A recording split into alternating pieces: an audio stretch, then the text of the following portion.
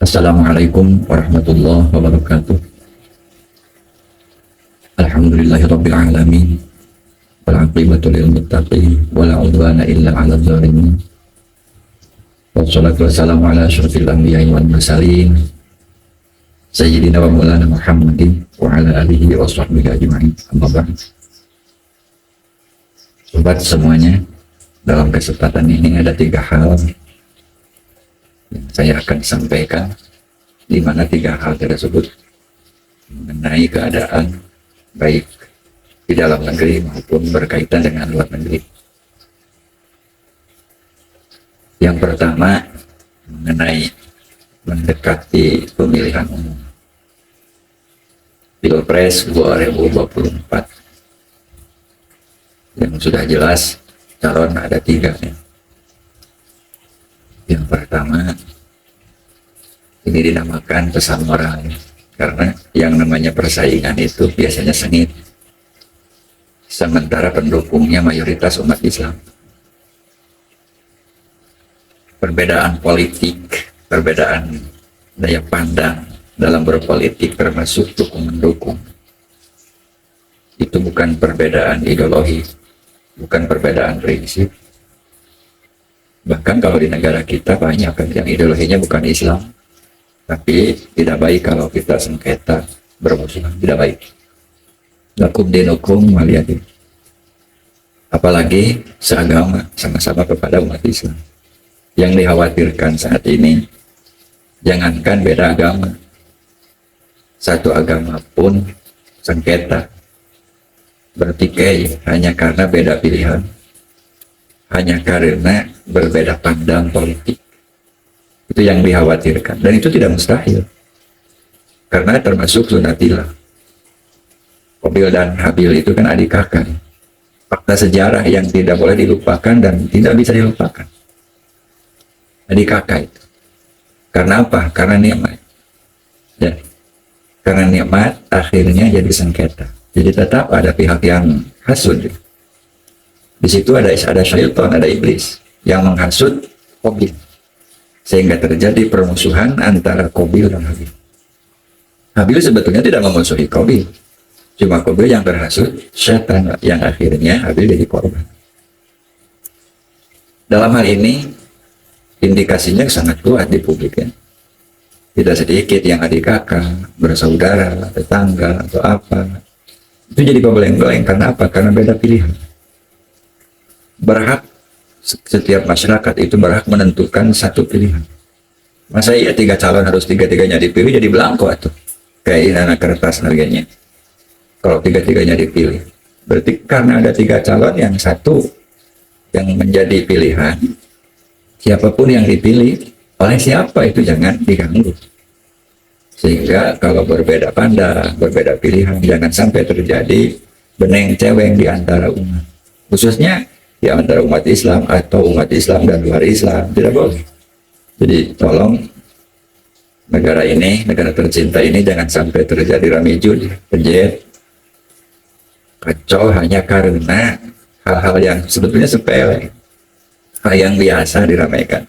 Sekalipun dimaklumi dan dipahami rame biasa, ada rame-rame biasa, tapi ramenya tidak menjadikan permusuhan. Ramai boleh, kalau nggak ramai ya nggak seru loh di publik ini. Itu masalah yang pertama yang saya khawatirkan terjadi sesuatu. Dari beberapa waktu lalu sering terjadi, sehingga saya perhatikan, oh gara-gara menentukan sebuah pilihan, ada yang menentu dan mertuanya itu nyaris suami istri cerai. Nyaris. Itu bukan informasi, bukan hanya informasi basi, itu kejadian, itu terjadi. Bahkan hampir setahun lebih itu mereka tidak anut, gak mau tanya, gak mau nanya, bahkan gak mau bertemu hanya karena beda pilihan. Itu yang pertama. Yang kedua, masalah penghuni. Saya perhatikan di publik sudah berapa lama, khususnya 4 bulan ya, 4 bulan sekarang, ada pihak yang mencoba mengadu-dombakan antara yang berasal dari Indonesia dan dari luar Indonesia, terlepas apakah dari Cina, dari Yaman, dari pokoknya dari luar negeri. Sekarang begini, Kita sebagai masyarakat umat Islam khususnya yang ada di Indonesia, termasuk yang bukan umat Islam juga, patut kita intelek ya, kan, itu ngerti keadaan. Sebagai manusia siapapun itu ada hak menduduki dunia selama hayat di kandung badan. Yang dipertanyakannya, apakah orang Cina manusia, orang Yaman manusia, misalkan di sini ayat orang India, apakah itu manusia? Yang pertama. Yang kedua, apakah Indonesia ini termasuk alam dunia? Sepanjang mereka masih manusia dan ini alam dunia, termasuk dunia, mereka siapapun punya hak dulu. Sepanjang menuruti aturan publik tersebut. Dan saya pertanyakan, baik dari Cina maupun dari Yaman, dari Saudi, dari Inggris, dari Amerika, dari Malaysia, India, dan lain-lain, duduk di Indonesia. Mereka manusia, ini Indonesia alam dunia. Alam dunia kene. Berarti mereka ada hak duduk di sini. Kemudian di sini kan ada aturan main, ada kebijakan publik ditetapkan oleh suatu negara. Sepanjang mereka mengikuti aturan main tersebut, nah didinya orang kena waspada. Jadi bakal aya pihak anu rek mencoba ngadodomakeun pribumi jeung lain pribumi. Padahal kabeh gini di pribumi. Sepanjang manusia, sepanjang ia alam dunia pribumi. Mulain pribumi mah setan kadek. Mulain pribumi mah setan najan setan di ka ieu alam. Keun lain pribumi manehna. Itu. Ini masalah itu bahaya sabab geus kental gitu. Hati-hati gitu. Jadi pribados mau ngobrol satu kelompok, misalkan Yaman, misalkan Cina, nu mana we. Jadi hati-hati teh aya adu domba terus itu nyerek mencoba ngadu domba di antara umat Islam, di antara umat beragama. Anu ayeuna tos aya indikasinya di mana tuh geus terjadi deui kekacauan disebut manguni ya. Manguni. Di hati umat Islam kafir harbi eta anu ulah ngeureuyaan ka umat Islam. Umat Islam geus bangkit hati-hati. Komitmen umat Islam sorangan siapun perang. Komo lobaan sorangan ge siapun umat Islam perang. Nah, ada lebaran penyawa, teu perang ge pae. Itu kan kenyataan. Eta kan. Jadi tolonglah ke umat Islam jadi ulah terpengaruhinya gitu. Habib jeung ulama rek diadu dombakeun sing sadar. Tong cemburu Cina jeung Indonesia jeung saha rek diadu dombakeun. Beda bicara komunis, beda dari bicara komunis mah rek orang Indonesia, orang Cina rek mana ngobrol komunisme itu mah diingkari secara aturan. Jadi mau nyokot hiji posisi masing di Saudi Arabia, gak komunisme jadi tentang. Ya bicara tentang iman kafir, ada Abu Jahal orang mana orang Arab. Sami sarengkang jeung Nabi malah paman jeung alopan. Abu Jahal sarengkang jeung Rasulullah. Ada ngobrol kadinya mah gitu. Orang mana we eta mah masalah. Nah, ideologi nu berbahaya ke umat Islam. Eta jadi ka umat Islam kade ulah mudah terpancing mun sok geus nyangkut dibenturkeun antar agama, antar etnisnya gitu, antar etnis. Ibu baru sanes nguding eta tidak sabar 100 video. Nyimak di YouTube, ya, di Facebook. Ajang kiriman-kiriman tina WA tentang beneng cewek gitu. Pribados kita gaduh pilihan ngan teu diramekeun. Ketika seseorang mau pribados misalkan didukung calon misalkan sebagai calon presiden atau upami dina masalah naon datang mengidolakan Habib atau ulama gaduh pribados oke. Nu diidolakeun. Tapi ketika ya seseorang anu teu ngaidolakeun teu naon kadinya teu bertahap gitu. Tanya masalah. Jadi 2 poin eta teh nanti nunjukeun caranya. Nomor katilu masih masalah Palestina. Salah satunya Palestina kadanya janji kafir ulah dipercaya, haram ulah dipercaya, lain ulah ditanggapi sepanjang komitmen. Contoh kafir janji mau nyerang ulah dipercaya, tapi orang ulah menyolok. Jadi ayat keterangan menetapkan janji kafir sok bohong, kukupurna ge geus benih bener ada ngomong ngobrol janji. Nah lamun nek bener ke umat Islam wae lawan bohong, komo kafir, komo harbi, dia tanya, komo harbi. Artinya, lamun mereka janji rek nggak bawa damai, jadi 100% eta sulaya, 100% lain suudon, eta mah keterangan negaskeun kan. Jadi pribados ngobrol konsepnya. Tapi tidak dalam arti orang misalkan nyebutkeun wah bohong maneh moal percaya, lain didinya tadi mah bahasa hate. Jadi cepeng pegang ku hate cik bener teh ieu janjina. Itu zaman Rasulullah sallallahu alaihi wasallam sampai nu geus teh sok tingali. Ya. tinggal janji kafir ulah dipercaya. Itu saur Rasulullah itu teh, janji kafir ulah dipercaya.